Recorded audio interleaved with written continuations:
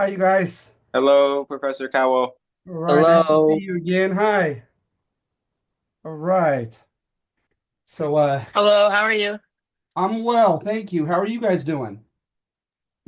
I'm good. Pretty good. Pretty good. Yeah. Pretty good. Good, good, good. Yeah. I let's see here. We're doing the Andrew Jackson. Andrew Jackson's time period. Uh Notice how most of the time when people mention the late 1820s and the early 1830s, they mention his name. And so that's perhaps good and bad. So let's see here. So 11:14. Okay, let's see here. And this is late start, JC. All right. And so what we're going to talk about is, a lot of times you hear the politicians, and sometimes it drives me nuts, to be honest. But you'll hear the politicians and they'll say, our democracy is at stake, et cetera, et cetera. And it's like, no, we have a republic. We don't have a democracy. It's not entirely ruled by the people. It never was intended to be such. So, at any rate, I don't mean to be smug about that, but it just drives me insane when they call it our democracy. Um, so, at any rate, we're going to get into the ways, however, in which the republic allegedly became more democratic. But then we're going to talk about the possibility, is that necessarily always a good thing? Okay, and so we'll look into that. So anyway, um, let's see here. I'm going to share the page.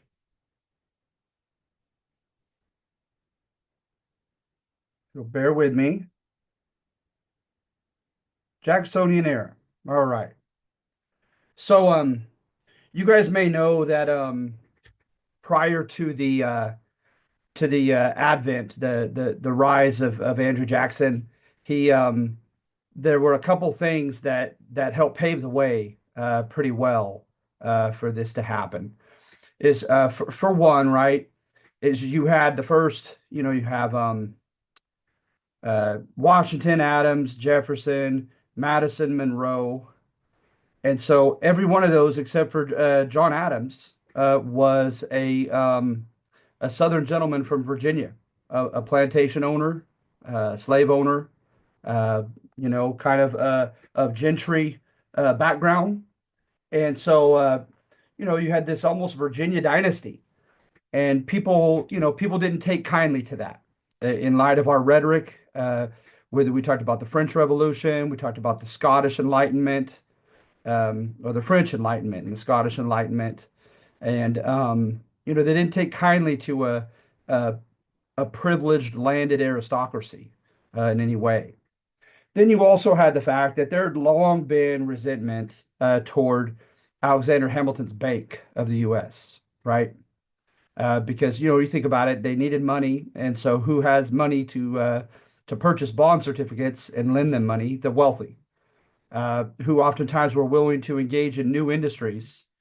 The wealthy, who had the means and the time and the resources and capital to engage in infrastructural development, right, with transportation and communication. The wealthy, and especially because you didn't have corporations yet. They didn't form, limited liability public corporations until about the 1840s. And so with that, you don't have as much capital as you do with a public corporation because you have thousands of people all over the world buying stock and dividends and giving you that money to play with. But at the same time, right, it was more personal. It was ruled by just individuals and families and these kind of cabals, right? CABAL, these kind of like almost conspiratorial groups of wealthy men who were in it for themselves and one another. So at any rate, you had vestiges of of kind of what seemed to be like an aristocracy, a landed, moneyed aristocracy, whether it be the landed Southerners, in land and in slaves, or B, the Yankees, usually in either manufacturing or in credit, in lending money, like bankers. So at any rate, uh, in 1824, the caucus was, and it's spelt like the Caucasus Mountains, the oil mountains in Russia. They It was a self-appointed elite group in the Senate, and they would decide who the presidential candidates were going to be. It really was very undemocratic, this kind of nomination process. So only the very well connected and well known nationally had a prayer to run for president. And when they do so, they couldn't ignore the public outcry and the public demand for Andrew Jackson, which we'll get back to. And so they almost begrudgingly granted him access to become a candidate. And then no one wins the majority of electoral points. And if my memory serves me correctly, both in popular vote and in uh, electoral points, uh, Jackson was ahead of John Quincy Adams. So it goes to the House, and there was quite a rivalry in nearby Kentucky and Tennessee with Henry Clay, between Henry Clay and Andrew Jackson. They're going to have a lifelong rivalry. So Henry Clay backs John Quincy Adams. He makes it happen with his influence in the House. And then John Quincy Adams appoints him right away as his Secretary of State. So it looked like a, quote, corrupt bargain that people contended happened in 1824. All right. So 1828 comes around, and it's not even close. There was very much kind of a popular referendum saying they were done with this old aristocracy. And you got to remember also is that culture, culture sometimes, I think there's a symbiotic relationship between the political realm, the economic realm, and the social realm. And they feed off each other. Sometimes one is influential over the others, and it changes. That's me subjectively. I think that it changes. There's not always a set rule that economics always rule, for instance. So in this case, the popular narrative is that culture kind of ruled. And the culture had really taken a 180. Just a generation before, the Scots-Irish, they had a rebellious reputation in the British Isles, and they were forced from Scotland to Ireland. And it was kind of one of those scenarios where the king was like, let them kill each other. And the Scots-Irish came here, and many of them were impoverished, not through much fault of their own, but they were impoverished with few skills, few money or capital on them, and so forth. North Carolina said, you're not welcome. Keep on passing through, Scots-Irish. Uh, and their spokesman was Daniel Boone, and he found a famous gap in the Appalachian Mountains into present day Tennessee and Kentucky. Well, as soon as they got in there, the Cherokee and other tribes had been ensconced there for years, centuries, and they fought. Matter of fact, the Scots-Irish were known as the Long Knives in the Cherokee language because they used them so often. Then you had an episode called Kings Mountain, and how representative this is of them, I don't know, but it's depicted as such in the old history books. Is George Washington asked them to join the Continental Army, and they said no. Then the British asked them, and they said no as well. They wanted to mind their own business, cut down the forest in their area and begin to cultivate crops and live their own lives. So anyway, Lord Dunmore, the same guy who declared the slaves free if they fought with Britain, he sent a contingent of cavalrymen in there to fight them at Kings Mountain. And the Scots-Irish won. But after they won at Kings Mountain, they were congratulated by George Washington. He said, "Now you could join us." And they said, "No, thank you." And he said, "I'll deal with you later." And so that was their reputation, right? Is that they were very libertarian. They were very like, just leave us alone. We want to achieve the American dream, and we want to carve out and do whatever we have to do in fighting the Native Americans, and just carve out our own lives here in the frontier. Okay. So anyway, they that was a reputation they gained. But now, right, the politicians ran what they called log cabin campaigns. And in these log cabin campaigns, they would try to depict themselves as being a very humble origins, lacking any type of privilege in their youth, and having pulled themselves up by their own bootstraps, right? The self-made man. And so that's what worked. That's what got you elected.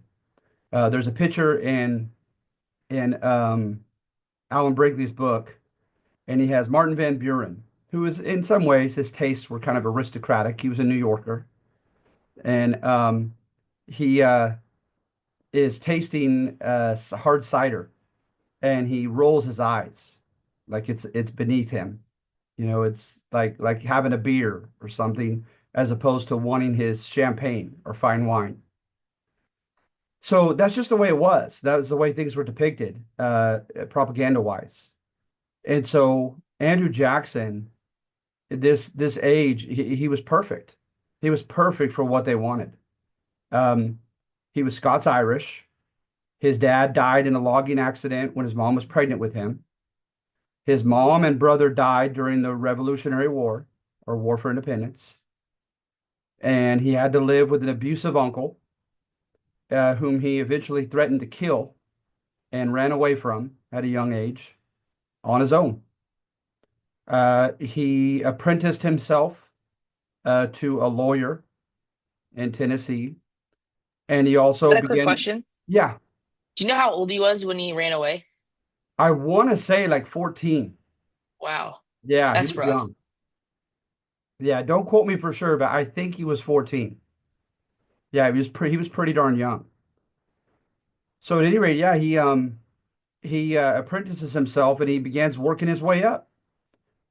He While he was studying to be a lawyer, he developed a kind of a raucous reputation for fistfights and for different types of blue collar comedy. One of the famous ones was his buddy was in the latrine and he ran and knocked it down while he was in it. Just stuff like that. And so, you know, he's a man of the people. He's got that fiery frontier temperament. He's had his share of fights. And then as he gets older, it gets a little bit more complex, though, because when you start considering yourself a gentleman, then you no longer use your fists. You either use a pistol, or if it gets physical without a pistol, you use a cane. And so that's what he used both. When he made it to the White House, uh, John Quincy Adams' wife, the same one who said, "Good God, the mob has entered the White House," because the night of his inauguration, barefoot, dirty clothing, dirty clothed, uh, common citizens came into the White House and made a mess of it. And that was just that fit with his reputation, you know, and the image that he wanted to convey, and that worked so well to get votes. But that same lady said that he held himself in such an aristocratic manner. And then also from working as a lawyer and then moving up to a judge, kind of like Abraham Lincoln, he became very articulate.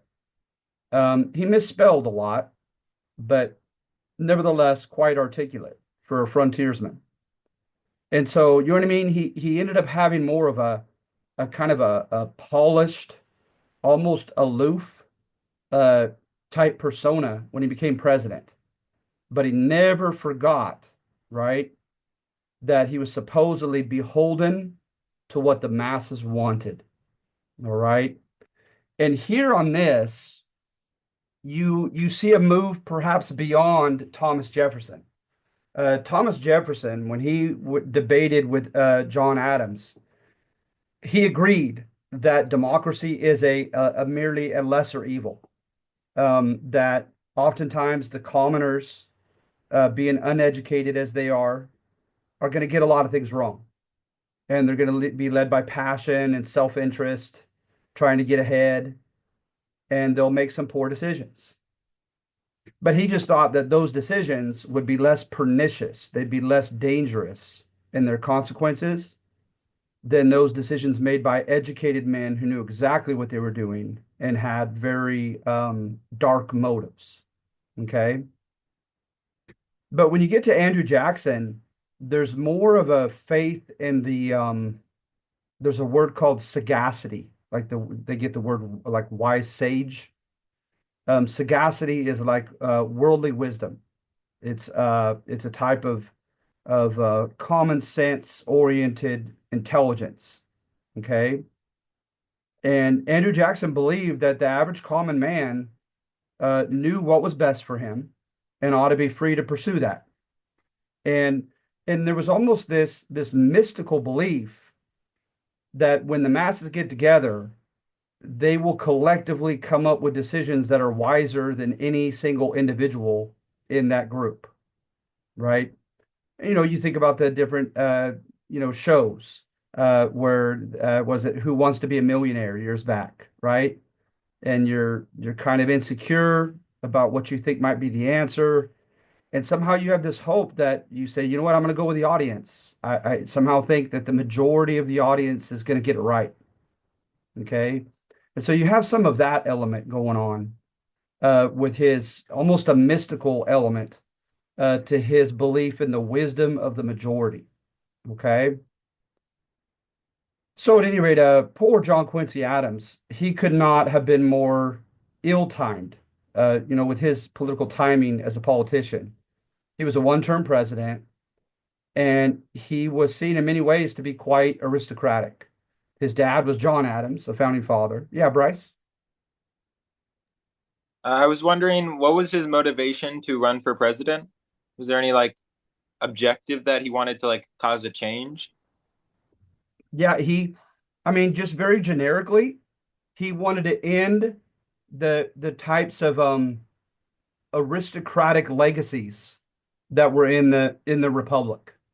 He wanted to put the Republic into the hands of the people, of the common citizens.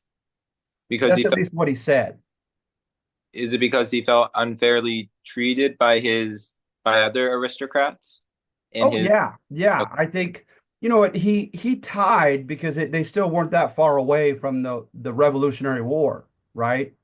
Uh, where he lost his brother and his mom, and hmm. he lost them to illness, by the way, not murder. But at any rate, he he thought that oftentimes he likened that which was aristocratic as a British remnant that was still here, right? That the British had implanted and we had not yet successfully eradicated, and we needed to. He had a like I said, his democratic tastes and rhetoric oftentimes had a direct tie, a negative tie to England. Okay. Thank you. Uh-huh. And I'm sorry if that's not a very deep answer, but that's the one that I've come across, you know. So at any rate, he gets in there, right? And so he wants to devise what the will of the people is. And by the way, what were some democratic developments that had gone on that he himself did not do, but that he, like the historian Hofstadter says, he was a recipient of, he benefited from. For one, most states dropped their property requirements for citizenship. So now, like the common sharecroppers and renters and poor whites are now given citizenship rights. The fancy word is enfranchised. Okay. And secondly, such was the feeling of participation and being a part of this republic, right? that supposedly the rates of voting and political participation were just out of this world. Um, in the back of Alan Brinkley's book, he has like the what is it, the presidential elections of 1828, 32, 36, and 40, and they don't get any lower than 70%, and they get as high as 80%. And I like today, right? Oftentimes, I know at least growing up, like in the 90s, it was very common to have about 40% of eligible voters vote for the president on election day. And so that's pretty incredible. And so they ran with that. They had public rallies, they had parades, they had instances in which they would give speeches and they would answer questions. And election days were very festive, a lot of drinking. And yeah, they ran with this. And again, they ran log cabin campaigns, trying to convince the people that they're no different from them, that they came from similar humble origins. Okay. But the problem is, though, right, is that when what the majority of people want is very prejudicial against another demographic, is very kind of like pathos and hysteria. Like it's all emotional based and there's not much reason and logic attached to it. All right. Then you could have some problems by conceding to what the majority want. If you run with uh, those negative ideas, those negative sentiments towards certain segments of the population. So for one, there was a strong um, prejudice against any type of Northeasterner who had a privileged lifestyle or who, quote, put on airs. So putting on airs oftentimes was related to not only inheriting wealth, but also having an unusually impressive education. They didn't like that. So they were kind of anti-intellectual and they were anti-old wealth. Okay. Then also, especially where in Tennessee, where Andrew Jackson was, there was a strong anti-Native American sentiment. Just the idea that, they were savage. Now, granted, uh, historians have derived the the juxtaposition, right? Like two things that seem to contradict each other next to each other. There's a juxtaposition here is that a lot of the people who described their anti-Native American sentiment said that it was not by blood, that it was not by DNA, that they were inferior, but rather it was their culture. Rather, it was their the legacy that they had been left or not left from their ancestors. Okay. So hence, right, you had some well-meaning missionaries and others who, by today's standards were very kind of condescending, but like, oh, you little children, we're going to civilize you. We're going to help you out. We're going to bring civilization to you. All right. So that's exactly what happens in places like Ashota. Ashota was a republic of the Cherokee. Okay. So at any rate, let's see here. I have a question. Yeah. How did the War of 1812 affect the opinions of the Native Americans? Like how the people in the South thought of them? Oh Because my goodness. I think tremendously, Jonathan. For one, right, the poor Creek did not live, they could not live their reputation down. They had the Fort Mims massacre that they committed, and then they had a Creek War at the end of the War of 1812. And they were one of the first groups here that they insisted must be removed from the South. Yeah, so no doubt the whole Red Stick, sentiment. it had not died out, 10, 15 years later. Not at all. But yeah, that's a good question. Um, there's an interesting classic, by the way. I can't believe I haven't mentioned him yet, but his name was Alexei de Tocqueville. Yeah, Bryce. Was it Andrew Jackson who wrote the Indian Removal Act? Or is that someone else? That's right. It Okay, is. thank you. So yeah, there was a guy named Alexei de Tocqueville. He was a French aristocrat, came here to study our penitentiary system, and instead wrote a classic novel, not a novel, but a classic analytical write-up on American institutions and ways and people called Democracy in America. And it is worth reading. It really is. And in it, right, he's got quite a few quotes. Um, I don't know how many I have here because you're going to see more quotes from him when we do the West. All right. Let's see here. Jackson's generation, they claim, showed no deference to wealth, to historical tradition, or to things intellectual. In fact, Alexis de Tocqueville noted that the American Revolution had popularized the idea of popular sovereignty, that authority emanates from the consent of the people, right?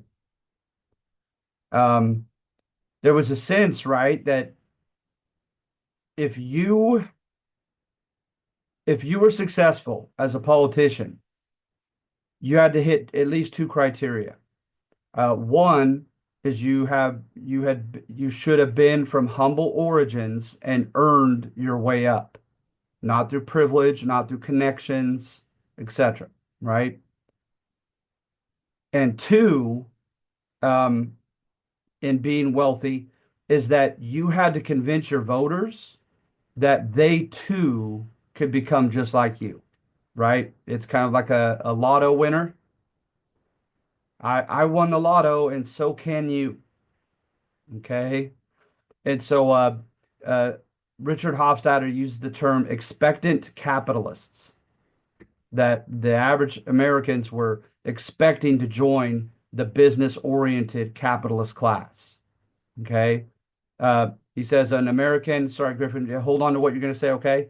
He said that an American will begin working on a cabin, and before he's done with a roof, he abandons the cabin and goes for bigger and better. So, Griffin, I'm sorry. You said like how they talked about like I won the lottery. Oh, you can too. Is that just like them claiming to say that, or do they do anything? Do they make any policies that say that, or that give something to the people, or do they just Yes. Yes, they okay? do. That's a great question, Griffin. That's a great question. All right. For one, right, is to make money, you have to have money. Okay. It takes money to make money, they say, right? Arguably. So, capital, your access to a loan to start your business. And yes, most people's business was cash crop farming. Okay. Still at this time. And so what he does is he refuses to sign the renewal of the Bank of the U.S. They made a villain out of a guy named Nicholas Biddle, contending that he only, like Hamilton, he only made financial connections with the wealthy. So the the funds, right, are sent into pet or wildcat banks at the local levels. And they kind of went crazy. So for instance, there was a in the mid 1830s, toward the end of his tenure as president, Jackson's, there was a land rush in the Black Belt of Mississippi, okay, in Alabama down there. And so banks just moved down there in droves, and they simply printed their own money, and they lent out money in much higher proportion than they had holding as capital and as deposits from people. So that's absolutely reckless lending, right? Now, right, with the Federal Reserve, etc., the bank has to show how much it's worth, and then it could only at any given time have out a percentage of that worth in loans. And so, but that wasn't the case here. So they just went crazy with these promissory notes that they just simply printed out. But in the short run, right, the people were happy because loans were so easy to obtain. And you get these loans, right? And then there was a great demand in the textile factories of New England and in England itself, like Liverpool, etc., and over in England, to have their cotton. And the price of cotton went up greatly. And even though the price of slaves went up, with all this capital, with all this credit, you could just buy your slaves on credit. And then making such great money in cotton, you could count on being able to pay that loan back with the value of your crop yield.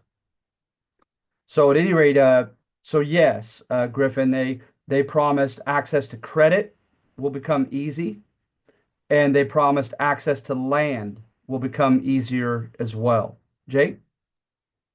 So I had a question going back to like what you said earlier. I got thinking about it. Like what did you say that they call it a democracy when it's really not? Yeah. How much of that is like false information that's being spread, and half of it is just trying to use words that other Americans will like be like, oh, that sounds patriotic. I should vote for this guy. Oh, that's a great question. That's a great question. I wish I had a wise answer for that. I don't know. I know that these presidential candidates and these others, they have to have learned that and know that. And to what extent that they just kind of catering to what the people want to hear? Because right, the demos means the people, the common people in Greek. And so are they trying to humor us that we're in charge, right? Uh, and they're our elected servants.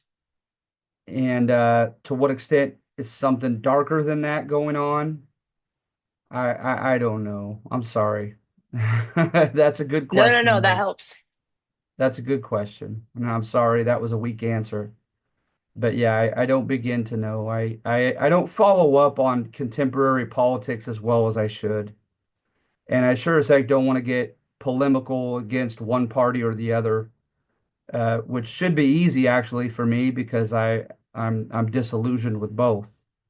But yeah, I think, and then sometimes I think it's just being I think it carries itself traditionally in the political culture in Congress, etc.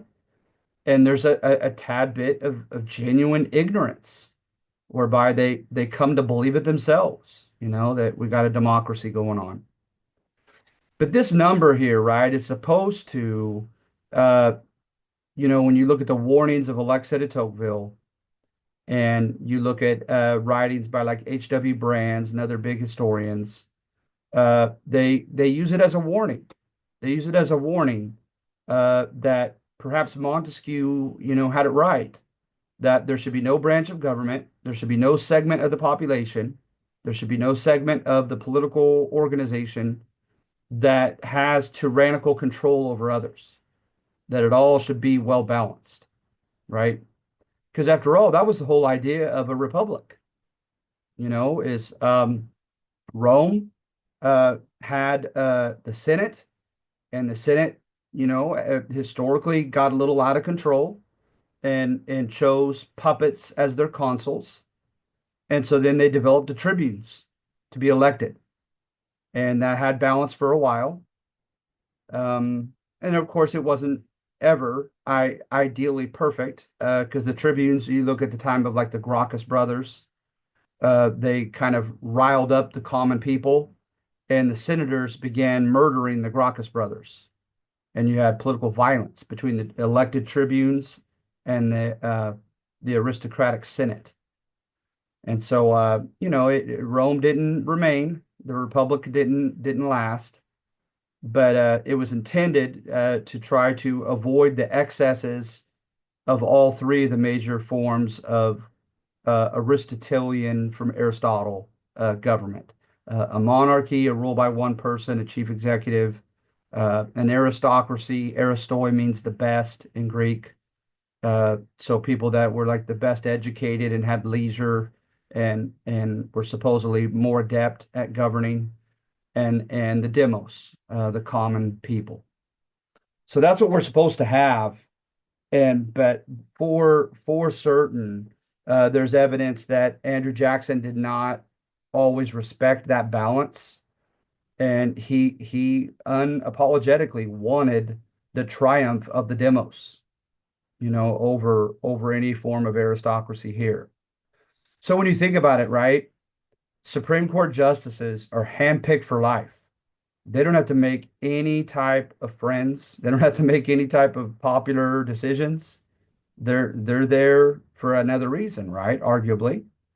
And one of those reasons are arguably that someone has to look after the numerical minority. Yeah, Bryce. Did Andrew Jackson like appeal to the like the common people because there's more of them so that he would get more votes? Is that kind of where that or thinking went? Yeah, I mean there's no doubt that he was a very ambitious man and wanted their votes. He was no dummy. He saw what they wanted, and he saw how in such high percentages and numbers they came out to vote. And Mhm. so he knew that he really was kind of, accountable to them. And I think that's another whole can of worms that's so interesting, is to what extent are elected reps, guilty of manipulating their voters and manipulating the people, and to what extent are they being led in almost, in bondage to their voters, the people that threaten not to reelect them. I think that is a fascinating topic in political science with representative government. But I think there's a little bit of both here. I do.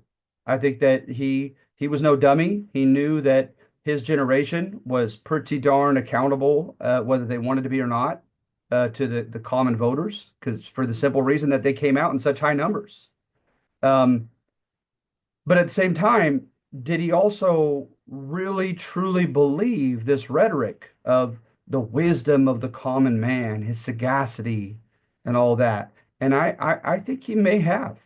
The way he held himself, the way he stuck to his guns with controversial decisions, I think there's evidence that you could arguably try to defend that he really truly believed in the democratic part of the republic, and thought it was by far the best part, the best segment of the republic. And so yeah, he so when he didn't renew the bank, he said that it was a mandate from the people, right? Like the Spanish word mandato, command. It was a command from the people, right? And the same thing he's going to do with the Trails of Tears. Okay. The states are going to, like Georgia, are going to, well, in Georgia and the Cherokee at Ashota, they found gold. That did not help. That did not help at all. Um, and so they began issuing eminent domain laws, whereby they were forcing the Native Americans to sell their property back to the state. And what do you know? What did they start doing? In some extreme cases, they actually had a lotto of white citizens being able to win free land. Okay. They also strengthened squatters' rights. So if people had abandoned land for a certain period of time and not cultivated it, they can now lose it to a squatter who's come in and cultivated the land, improved it, etc. Because remember, under English law, you could park your trailer on your front lawn for 30, 40 years and not do a darn thing, or your backyard, and no one's going to take it from you. Your property is your property. And so this is kind of more of an American phenomenon, this generosity towards squatters. And again, right, this could be a way by which politicians felt beholden to their voters and wanting to win them over, right? By offering them uh, uh, increased legal rights to the land as squatters, as trespassers. So this is going to be unfortunate in the next decade, right? When you have the gold rush and you have the taking of the far west from Mexico, because a lot of the Mexican landowners are going to be pastoral. They didn't cultivate their land. They don't have like the neat rows of crops, right? And seeds. They have just roaming land, and they have sheep or cattle or horses just roaming and grazing on it. And so all these Anglo squatters come in and say, hey, no one's doing anything with this land. No one seems to have lived on this portion of the land for a while. And they're going to start just gobbling up portions of their lands as squatters with the judges. So at any rate, and that's another way that things got democratized is, in case I forget, I want to mention it now. So in light of the corrupt bargain, right, they created the convention system. And theoretically, on paper, Joe Bob, living in Clarksville, Tennessee, can now run for president because you go to the local party convention, you just have to be a party member and a citizen, and you could volunteer yourself as a candidate or whoever you want, and they have a popular vote. And whoever wins at that convention goes to a bigger convention somewhere else and bigger after that. And so theoretically, just the regular guy from a small town can run for president now with the party convention system. It democratized the the nomination process. All right. They obviously didn't get rid of the electoral system because we still have it. So, but you had rhetoric, you had speeches from Andrew Jackson that he wanted to end it and have it the president just be popularly elected. But you got to remember also, is like Richard Hofstadter said in his book, is elective offices fell to Andrew Jackson like ripe fruit from a tree. And he was the perfect guy that they wanted. And so of course he wants the republic as democratic as possible because the people love him.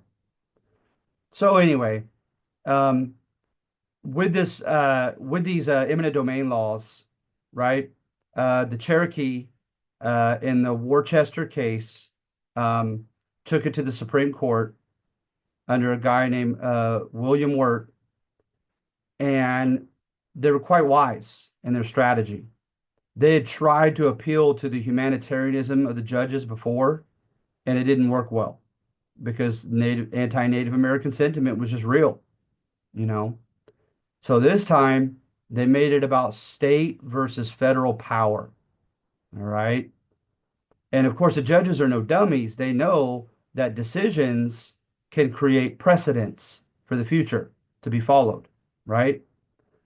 And so, very wisely, William Wirt says, okay, so you're telling me that the treaty that gave Ashota to the Cherokee from Washington, D.C., can be trumped by a mere state Georgia law that says they have to sell that land back to the state of Georgia?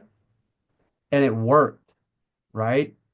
The kind of old school federalist oriented judges were not about to give a mere state the right to abrogate or legally do away with a federal level treaty. The federal level treaty, they said, always prevails over a state law. So the federal level treaty said that Ishota belonged to the Cherokee. So they got to stay.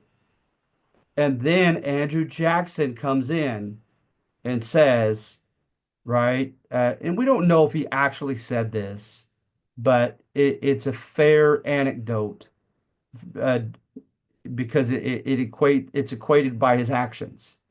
Is that he said, um, uh, oh, it's not Tawny, it's Marshall. It was still Marshall. He said Marshall made his decision. Now let's see him enforce it. And he just defies a Supreme Court decision. It brings in the military to force the five civilized tribes, or in this case, the initially the Cherokee, to leave their lands. Um, his rhetoric, right? He says, first of all, it's a popular mandate. It's what the people wanted, right? It's what the people of Georgia and the Carolinas want, and they should get what they want. They're the majority. And then secondly, that the Native Americans are unassimilable, that they're either unwilling, and even if they are willing to assimilate, they can't. They can't fully ever assimilate. And so therefore, because they will not assimilate, they are like, oil and water with the Anglos around them. They're never going to mix. And because they're never going to mix, he said, conflict is inevitable. And in that inevitable conflict, he says, the white man clearly, with his technology and numbers, will prevail and the natives will lose. So therefore, right, he makes an allusion to the 1823 McIntosh case that contends that Native Americans are the ward of the state.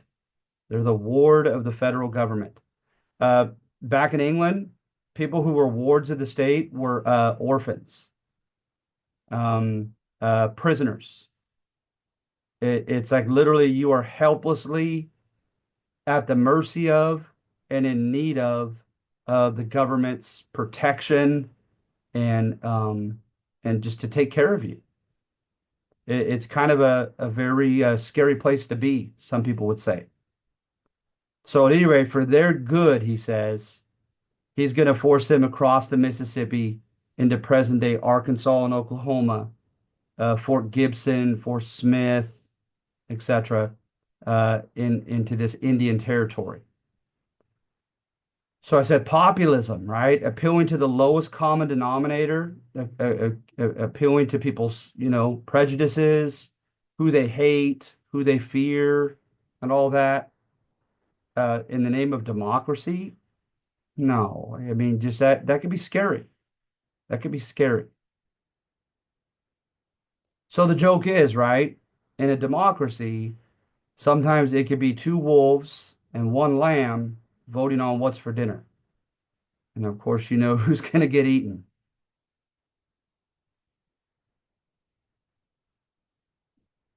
All right. But look at this, though. I find it ironic with the Cherokee and the civilized tribes. Trying to find where it is.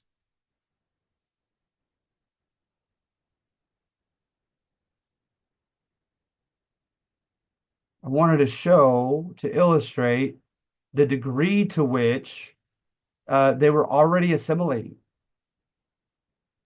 If you look at their civilizations. Where in the heck do I have it? I'm sorry. I had to rush into. It was pretty cool as an aside, is I had to drop students today that were no-shows before they have to get a bad grade. And I didn't have to drop a single person from your class. Thought that was pretty cool. Everybody's turning work in. And that's just, I mean, genuinely, I'm impressed. Let's see here. I'm sorry, guys. Let's see here. Where in the heck did I put it? Here's the eminent domain part, but I think I may have done it backwards. It said, okay.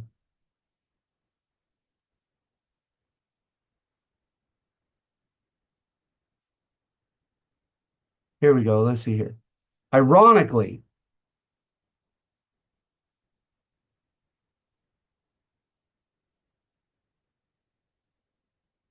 you don't mind, put it in blue.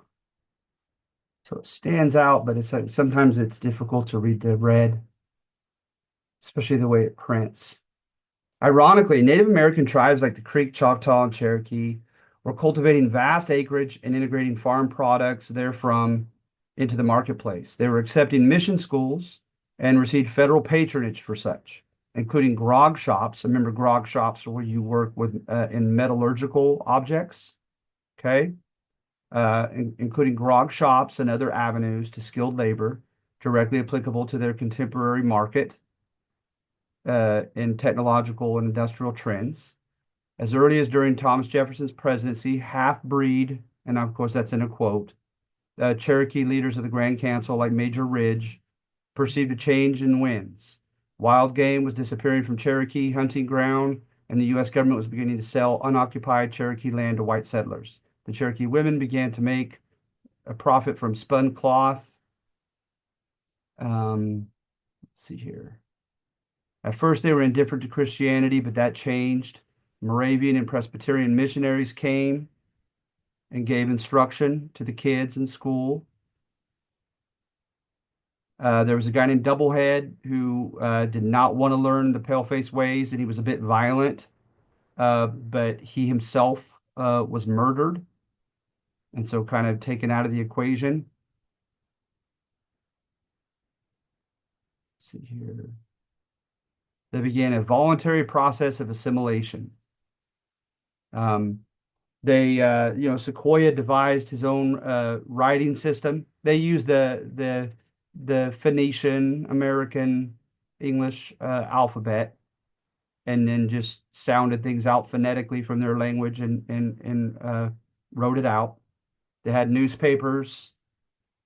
Their pedagogy in school was called the Lancastrian style. Supposedly that was very progressive. It was tied to industrial life, uh, but so they weren't receiving, like the classics, like the founding fathers did, the Greco-Roman stuff, which of course I love. But this made sense that they would at that time period think that the Cherokee and the other tribes should be more industrial oriented, more something directly more relatable to the economy of their time. You have guys later on during the progressive movement in the early 1900s who stressed that as well. Let's see. The Cherokee were improving more rapidly at present than at any previous times, noting their success as students, cash crop farmers, skilled workers, and employees. Okay. Everett's refuted the image of the lazy Indian, contending that they were quite diligent and enterprising. Diligent, hardworking, enterprising. They bring new novel, technologically novel components to their economy. They're into luxury goods, reading and writing. John Ridge received a classical education in Connecticut, I think it was, in one of the New England states. And John Ridge, I think I have a picture of him. I haven't read a biography just on him, but they write quite a bit of him in the Trail of Tear books.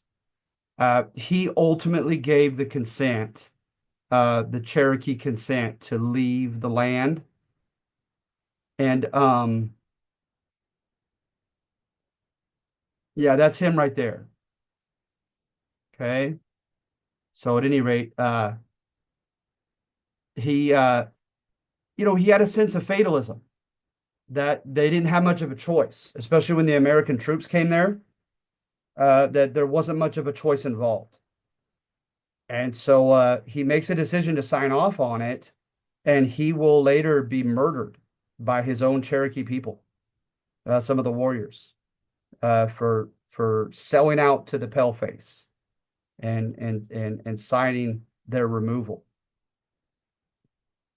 But I have information about when they left and percentages that died, and then the miserable circumstances once they got to present day Indian Territory, Arkansas and Oklahoma border area. And it's a super sad story. Yes, Bryce. Wouldn't the Indians be like really helpful in creating economic growth, like being able to have more trading partners, creating more demand No, for absolutely. Absolutely. But like I said, they were on very fertile land. They found gold on their land, and that population just coveted what they were on. It's just pure and simple. They coveted it, they wanted it, and they applied the needed pressure on their elected reps at the state assembly level and at the Congress level. Yeah, unfortunately. But yeah, when they were leaving, someone said something like, good God, even the male warriors are crying, and you get the term the Trail of Tears. But it's just a very sad case. And see, tied to confusion, despair, and indignation, which is righteous anger. They engaged in infanticide, suicide, alcoholism, murder, fleeing, theft, internal dissensions, habitual weeping, a general pattern of a collective stubborn refusal to accept supplies and aid.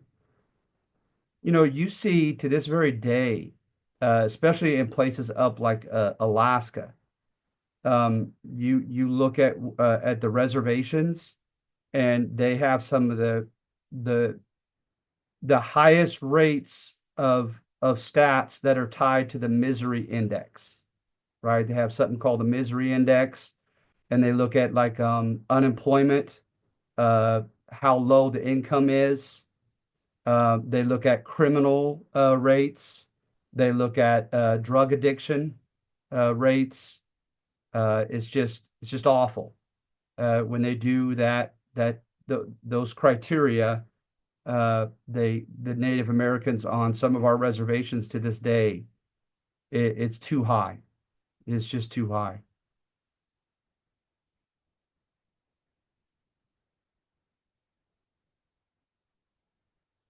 Yeah. Yeah. And so that's why I kind of say, right, like be careful what you ask for, because they wanted the republic to become more democratic, and it did. The nomination process, the number of people that were citizens and franchised, the number of people that were participating in elections, etc., the degree to which the elected reps tried to cater to the people and to what they wanted. They gave them the easy credit through the wildcat and pet banks and tearing down the Bank of the U.S. They gave them access to land from the Native Americans and liberalizing the laws on squatters' rights. And so they kind of gave them what they wanted, you know. Um, but it sure as heck didn't do so well for the numerical minority. It sure as heck didn't do well for the Native Americans.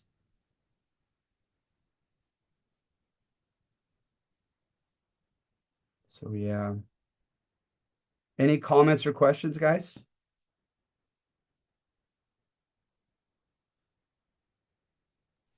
Uh, oop, not really, except for you. I'm pretty sure you highlighted some of the text blue, and you used to highlight a red. Is there any difference No, not between at the all. two? Not at Okay, all. Yeah, just yeah. making sure. No, for sure, Griffin. Yeah, Okay. don't read too much into it. For the simple reason, actually, Griffin, is printing. When I send it to the school's printing office, the red doesn't show up, and it looks like the ink is gone or almost gone on the portions that are red. You can scarcely see it. Mm, But it doesn't do that for the blue. okay. Yeah. Okay. Thank you. Thank you. Yeah, Just no problem. clarifying. No problem. Okay. I had a question. Yeah. So we've had our first, I believe, two papers graded. When can we expect to see the feedback for the other ones? Um, oh gosh, that's a good question. See, I have no problem with jumping on this weekend, but I have some that if I'm truly fair, uh are like what's the term they use, triage, right? You have one guy who's got a sore throat and you got another guy who might be having a heart attack. You go to the guy with a heart attack first, right?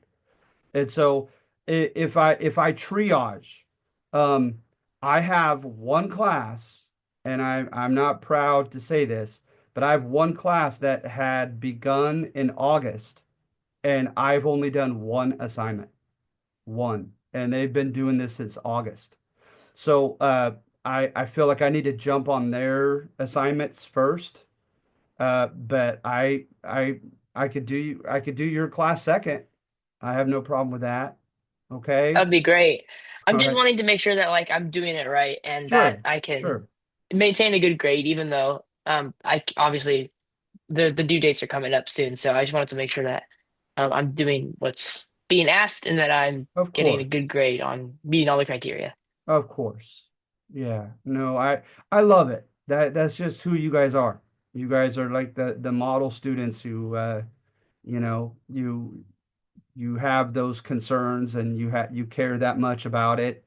And it's usually the case where I come upon your work and I kind of chuckle, thinking that you're the last class that needs to worry. Like you guys are doing great. And I have a strong feeling that that's exactly going to be the case when I go over more of your assignments. But that's great though. You should care. I was the same way. I was certainly the same way as a student. All right. So yeah, so I'll do my best this weekend, okay, to do some more. Like I said, I need to jump on one other class first, and I'll be happy to prioritize you guys as second of my six classes. Okay? So yeah, it's an interesting story. It really is. And you see the Trail of Tears right there. Uh, I have how many miles, it should be up in there, the number of miles. And it's like I said, it was quite a feat. And especially the one infamous case in which they went through the heart of the winter. They lost up to about a third of their people on the trip. All right. So at any rate, any other questions, guys? You guys okay? I love this class. I really do. I appreciate you guys. I look forward to seeing you. But you guys have a good week, okay? You guys be All safe, right. whatever you do. Thank you so much. All right. I No will see problem. you next Thank you, Thursday. Jake. All right. I had one more question. Yeah. Uh, are we still having the opportunity to redo test two? Sure. Sure. Sure. Okay. Did so far have I only given you one shot at it? Well, it was two, but you mentioned last class that you would give us unlimited since we hadn't had a chance to cover the other material yet. You've got it. Here, just a sec. I'm writing it down.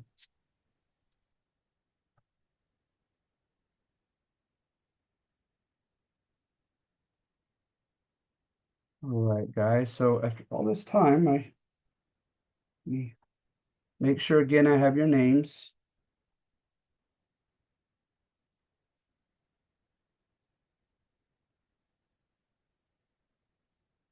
All right.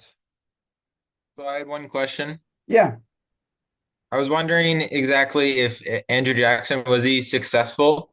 Like, was he able to be reelected? I'm sorry. Could you say that Like in again? convincing the people?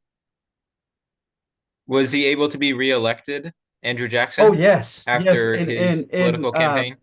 and quite easily. Quite easily. Yeah, matter of fact, such was his influence that he kind of handpicked his successor in the person of Martin Van Buren, who was elected after him. Yeah, tremendous electoral success Andrew Jackson had. It really, both times that he won, they were not even close. Yeah. Thank you. Uh-huh. But what's interesting, right, is him opening up the money to the pet banks and they're the kind of a bubble that they formed, right? This artificial, uh, bubble of a financial boom, kind of like the 2008 bubble in housing that we had.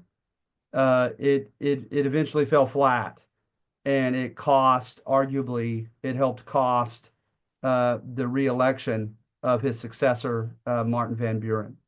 It created a depression in 1837.